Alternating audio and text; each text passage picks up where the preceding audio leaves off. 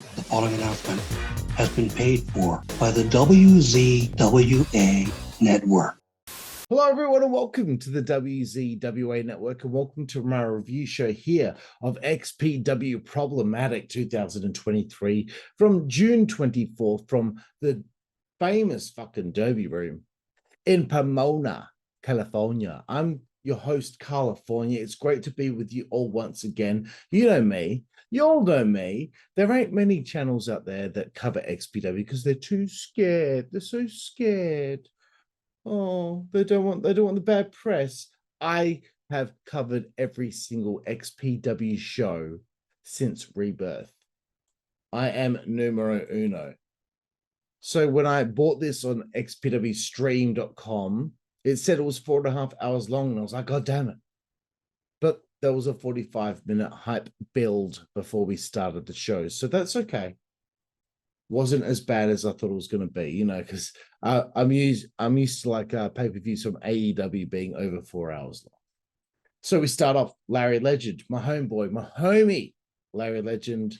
We do have mic issues again. Great. Hopefully this can get sorted out in the future and we never have to see or hear from it again. Rob Black is introduced, but Cat Martini comes out instead, looking cute as a button. You know what? XPW is a time warp, okay? Because you got fans in attendance asking females who are in the ring to show their boobs. Alex Colon is introduced, the new champion, and then MAGA interrupt as Alex is talking on the microphone. We get some trash talk to GCW, Game Changer Wrestling. Look, I'm going to be honest. I actually watched a recent show of GCW's to do a review for the channel. GCW Tournament of Survival. I did it last year with Jooseyboy. This time I was going to do it by myself. I watched the whole thing and I hated it so much that I decided not to review it. I really did not enjoy it. I thought it was a bunch of fucking shit. It was a waste of my fucking time. And I'm not just saying that because I'm a fan of XPW.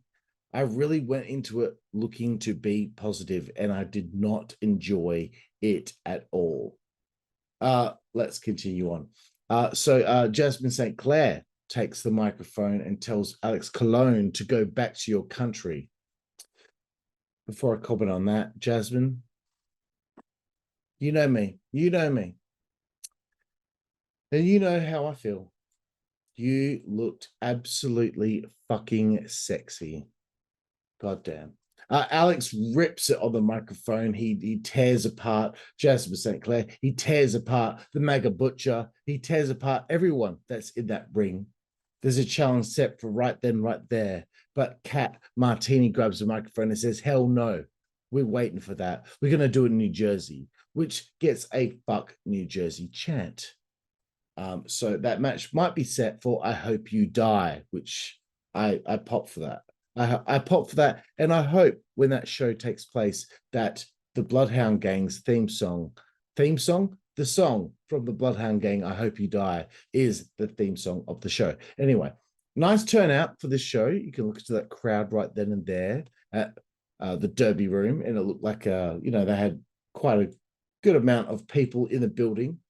But yeah, again, at the end, there was more microphone issues as we moved forward to our first matchup of the proceedings, and that was for the XPW World Women's Championship, bro. Ludark Shaitan defending the belt against Mazzerati. Never heard of Mazzerati before. Have to give props to Ludark. I like the new outfit. That is sexy as, and it looks more professional, honestly. I didn't mind the previous outfit, but this shows that Ludark is a hottie toddy. I laughed over the fake ring bell. I know that ring bell that you guys are playing was from YouTube. I know that. So there's a slow filling out process for this matchup. It breaks down to the outside. We get some tubes, surely, you know, in the early proceedings here. One thought, I wonder if Lindsay Snow is still going to be booked by XPW. It's been 2 shows now without Lindsay. Come on. I like Lindsay. She's my homie. You can check out my exclusive interview with her on the Insider's Edge podcast on this channel. And speaking of somebody who I've interviewed for the Insider's Edge podcast on this channel, Ron Nemi starts talking about his grandma's recipes on a corkboard with thumbtacks. I love how uninteresting that factoid is of his experience with tacks. How uninteresting. It's like Patrick Bateman in American Psycho going, "Oh, I see they've omitted the pork loin with lime jello. Who cares?" Love it. Love you, Ron. Ludark ends up laying Mazzerati out with an epic move. I don't know what you would call that, but it was okay, but it felt like that match never really kicked into a dramatic, suspenseful high gear. Let's move forward. Rob Shit takes on Mecha Wolf in the next matchup on this show, Problematic. It's interesting seeing La Rebellion at XPW where the NWA blocked Tom Latimer from the last event. Rob Shit's name still pops me. Rob Shit. I fucking love it. He's fitting the XPW vibe, and I think he should stick around. He should be like a Dirty Ron, should always be there. I'm guessing tag titles are still not in the cards yet for XPW. We still don't have that. But for me, I think it will be good at some point. But I know how difficult it is because if you have a tag division, then you got to book 2 guys and then another 2 guys. And it's just going to be a lot of fucking money, mate. I'm guessing that the hard body, has left XPW because he was supposed to wrestle Cat at the show, I believe. And if so, just putting it out there, I'm not gonna harp on it like I did about Chris Kloss, but I think that's a shame. I don't know what the problem is. I don't know what happened, but I think the body and his character really suited the vibe of what XPW is. And I hope that y'all can have a sit down and have a talk and work it out, because I think that would be a massive shame that once again, another person has had a falling out with the company and they're gone. It just seems like it happens a little bit too often, What's the common denominator here? Come on. Let's fucking get onto a similar level with one another and have a conversation and sort things out, whatever the issue may be. Someone like High Pitch Will wasn't really big on the character, but still don't really understand why he's gone. Anyway, it doesn't matter. This should have been the opener, I think, because they were crisp, they were quick, they were clean, nothing against Ludark and Mazzerati, but I think this was more of an exciting match and should have been the way to start the show. That's okay. Doesn't matter. That's nitpicking. I assume Rob Shit and I have a similar taste of music. Mecha Wolf is quality, and I have to let XPW know that I like your instant replays that are going on right now. I think you're firing on all cylinders, and Fight TV, fuck them. You don't need them. There was a door set up. Rob ducks a chair shot attempt and then gets a boot. He gives a boot to the skull of Mecha Wolf. Rob Shit sets up the door and then takes it away, and then it backfires. I like it. I like that he's being a heel. He's offering these opportunities to see these good spots, and then he takes it away from the crowd, because that's what a heel would do, even though he should be trying to win the match, but it's okay.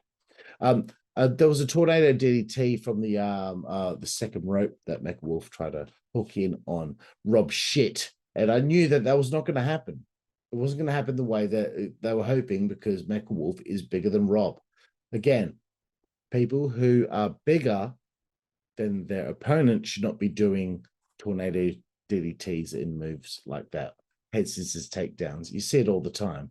It's just, you got to know if the proportion size between you and your opponent is on a different level like that, then you can't pull off moves like that. Just saying. The chair shot to Rob Shit's skull on the table. He's about to cop a froggy, and he copped that froggy through the door. Mecha Wolf wins. Let's move forward. Larry Legend, again, out there for, ring announcing duties. He puffs on a joint during this next part, which is so XPW. There's a Michelob. I don't know. It's a beer that you sell in America that we don't have here in Australia, but they have a beer truck there. Why would you have a beer truck at a place that sells alcohol? Does the Derby Room actually fucking not sell alcohol after a certain hour, so they have to bring beer trucks? My God, let's move forward though. XPW Television Championship on the line here. Kat Martini taking on Danny Ramirez, who's going to be their opponent. So here we go. Last time, this was a great little spot on the New Jersey show. And Kat Martini came out. And Kat, you and I talk every now and then on Twitter and Messenger on there, or DMs, whatever. And look, I always say I'm sorry that I keep going on about how good looking you are, but that outfit, homie, holy shit, dude. Rod Nimi was vibing with me, that's for sure. Ludark appears to be a baby face, but still sides with Kat, who's a heel. I guess maybe XPW is kind of like shades of gray. But again, Kat Martini's ring gear, man. And that's not even the first time I'm going to be thirsty ever through this whole thing. Creed starts playing, and out comes Danny Ramirez. His body shape really popped me. He got nailed between the legs, DDT'd. There was a sexy pin attempt by Kat Martini. Kick out from Ramirez, light tubes to the head, and then Danny loses the match. And when he got pinned, Kat was... I was like, I'm so jealous of Danny right now. You can tell that Kat knows how to do that thing, that wild thing. Damn. And I wonder where this title reign is going. I wonder where this is headed. Maybe the body was supposed to actually beat Kat for this title. And the, I don't know, communication broke down between the two parties, and now he's gone from the company, and maybe they need to, figure out a new plan for where the television championship is going, the TV title that Chaos made famous back in the day. And last note, Kat Martini is so super hot. Thank you. And I need things that are hot, considering look how rugged up I am. I'm fucking freezing. Big Effin' Joe next in this next matchup, taking on Judge Joe Dredd. Two mainstays here right now in XPW going one-on-one, which is good. Because it seems like there's some people that seem like they're going to be mainstays and then they disappear. Like a Lindsay Snow, 2 shows now she's been gone. Moving to Guerrero, where is he? But I guess this is the way it is. Who is this silly fucking cunt? Is what Big F and Joe starts off with on the mic. Who are you? Judge Joe gets on the mic, giving me some Taz promo feels, dude. Well done. Good start to the match. Although I do not like Judge Joe Dredd's cannonball. I've never been a big fan of the cannonball, but if you don't hit it properly, then, it looks really bad. Joe hit that side body attack that I've been very critical of over the last few reviews, and this time, though, it actually looks good. My boys, Nemi and Wild on commentary on the White Claws again. I like it, boys. Suplex onto the guardrail by Dredd on Joe, which is good. Then there was a fan at ringside that had handed Big F and Joe a birthday cake. And he went to launch that birthday cake at his opponent, Joe Dredd, who moved out of the way, and the fan copped the cake in the face, and the fan sold it very well. Thank you. You made my day.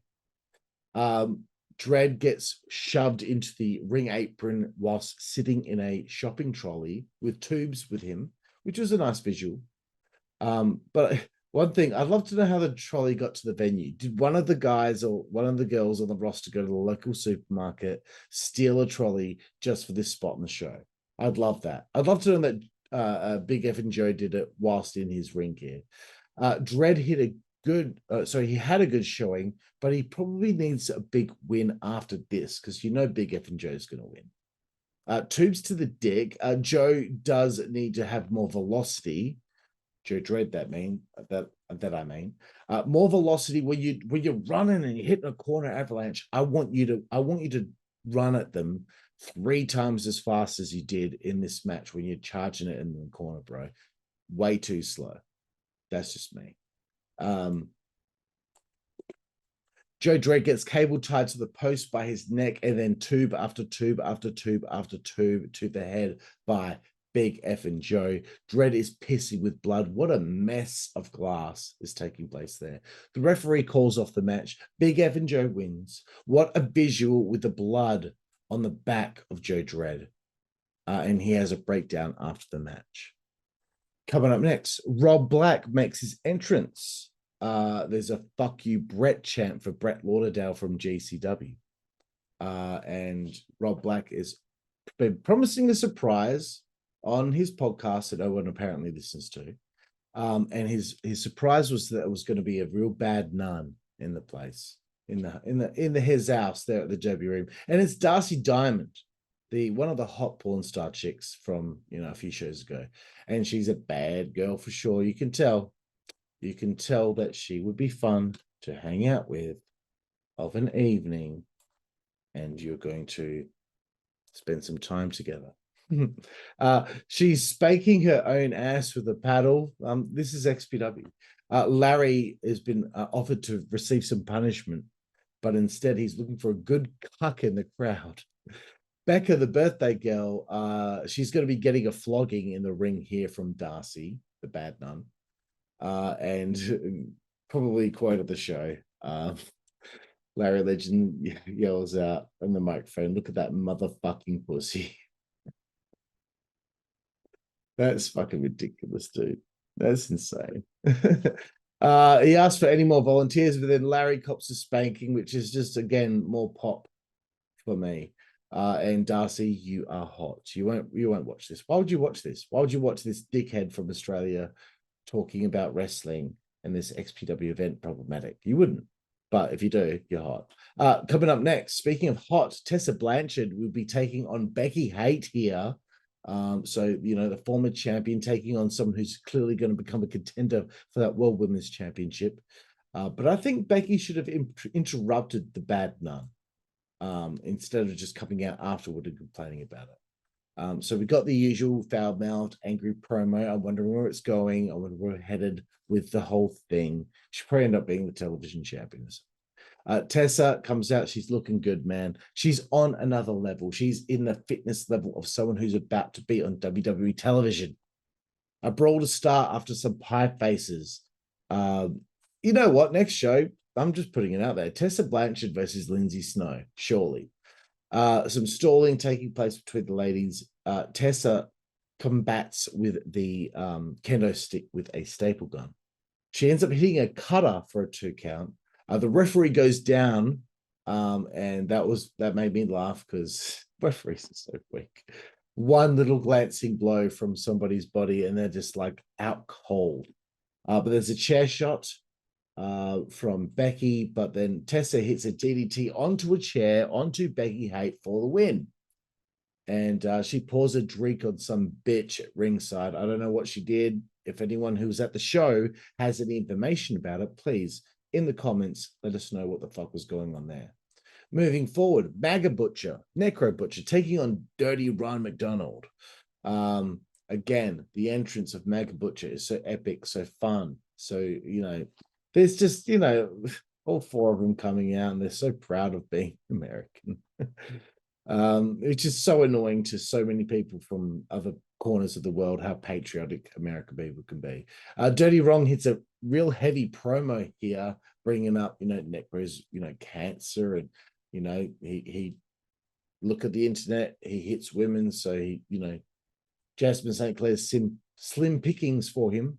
But anyway, another thought I had is, where is referee Patrick Hernandez? I need an update. Someone please tell me what has happened to him. Is another original been vanquished from the company, and the only original left is Danny fucking Ramirez. They're brawled on the outside. Good heat from Ron. MAGA Butcher was bleeding like a stuck pig. But I thought this match was a little slow and messy. Figure 4 and Necro got to the ropes, but then Necro ended up winning the match with a small package. Wonderful. Let's move forward. Second last match of the proceedings. Before I get there, I'm going to have a sip of beer. because Cat Martini and Jasmine St. Clair have made me thirsty. XPW King of the Deathmatch Championship, SHLAK. My boy SHLAK. You can check out my exclusive interview with him on the Insider's Edge on this channel. He defends the title against Nixon, who I think has only won like one match in XPW. So I thought that this match should have been against Shane Mercer. I don't know what if Shane's busy, but I think SHLAK versus Mercer would have made more sense than the match with Nixon. That's just me being nitpicky. Tube to the head very early on in the match. You know Lou's not going to win this, though. A lot of foregone conclusions on this show, have to be honest with you. You knew SHLAK was winning this. You knew Alex was going to win the main event. You knew MAGA Butcher was going to beat Dirty Ron because of the Alex Cologne thing. You knew Tessa was going to beat Becky. You knew Big F and Joe was going to beat Judge Joe Dredd. I mean, he's just not. He's not going to beat Big F and Joe. He's booked on every single show for the rest of the year. You knew Cat was going to drop the belt to Ramirez. Rob Shit and Mecha Wolf. You knew Mecha Wolf's probably going to win because he's coming from a different company and his partner's going to be losing later on. And we knew Ludark was going to retain the women's championship. So that's one of my big pet peeves, is a foregone conclusion. Anywho, so Masada, I think, should return to chase the deathmatch title, not the main title, and he should bring in Tony DeVito and SHLAK to reform the Carnage crew that they had in Ring of Honor many years ago. Have Tony and HC win the XPW Tag Team Championships, and then have Masada beat SHLAK for the deathmatch championship. That's just me fantasy booking. Thank you. What a move through the chair by SHLAK. It was kind of like a Samoan drop, but onto a folded out chair. Fantastic. They both fell off the apron. Then they both tried to put each other through this table at ringside. I am the table. I am the table times 2. I am still the table times 3. Someone in the crowd called it out. Hopefully it makes Botchamania this month. Brainbuster on a chair, 2.5 count, but there's a Polish hammer into tubes by SHLAK, then a back suplex, then more tubes to the head, and SHLAK gets the 3 count. Wonderful. Of course he's going to win. But where does it end? It's now getting a little bit fucking long in the tooth. XPW World Heavyweight Championship on the line here in the main event of the evening. Alex Cologne, baby, defending against Bestia. Size. By the way, I did drink a bottle of red wine and a couple of beers before doing this review, so I'm sorry if I got moon eyes, but I knew we were going to get some good shit here. Slow start, a tip for tap dive spot, waiting for it to kick into high gear. But through this match, I was not feeling the chemistry between Alex and Bestia, which is, it's rare for me to be critical of the main event of an XPW show, but what they did, it was good, but it could have been better. I thought the referee for the main event was very good at his job, despite being a big boy. Great bridging German actually from Bestia at some stage, but he got splashed off a ladder whilst being on a door between 2 chairs, because nobody buys tables anymore. They just get doors and they put it between 2 chairs. Like, you don't have to lend too much from us old backyard wrestlers. Swanton onto a door and 2 ladders onto Alex Cologne here by Bestia. But then soon after, Alex Cologne, I'm sorry I don't have many notes here, but the main event wasn't amazing. It was serviceable. Alex hits a Spanish Fly-esque maneuver off the top rope into an exploding ring. No. That didn't happen. That's not what I'm trying to say. Not into an exploding ring, onto a bunch of shit that was in the fucking ring. Why did I say exploding ring? That's so weird that I said that. But he hit this fucking maneuver, and it was an excellent finish. But then soon after the 2 count, because he kicked out, Bestia kicked out, he ends up tapping out to a half camel clutch whilst Alex Cologne has wire. We're going down to the wire, brother. And he taps out because of that. But again, another foregone conclusion. You knew Alex was retaining. You knew Nixon wasn't going to beat SHLAK. You knew MAGA was winning. You knew Tessa was winning. You knew Big Effort Joe was winning. You knew Kat was retaining. And you know that Rob Shit is not going to get a win over Mecha Wolf. And you knew Ludark was going to retain successfully as well. But that's okay. Look, sometimes, you know, there are events or shows which is just helping prolong a story to go to the next one. So I will give them the benefit of the doubt. Okay. I'm giving this show a 7 out of 10. I know that sounds rather low because I know the last show I gave 9, but I just was missing a few little things here that make a wrestling show to me absolutely fucking perfect. Don't think that 7's a bad number. 7's a very good number. But I think last time I gave it a 9. But for me, it was because of the different flavors, because the story progression on that show, I felt the story progression on this show wasn't as good, just from my perspective. Anyway, I'm Karlifornia. This is the WZWA Network. Please check out our store, prowrestlingtees.com. Thunder Mifflin, 4 designs are on there for all of y'all to buy. Not only that, but you know, please, if you have not subscribed, if you have not liked this video, if you've not commented on this video, please do now. We need you. We got 1,500 subscribers and we can't get traction sometimes, brother. But we do on these reviews because I love Xtreme Pro Wrestling. I'm Karlifornia, and we will see you down the road. Thank you. Network, that's the way we play. Good God Almighty. Network, that's the way we play. Get puppies. Network, that's the way we play. Get. The following announcement has been paid for by the WZWA Network.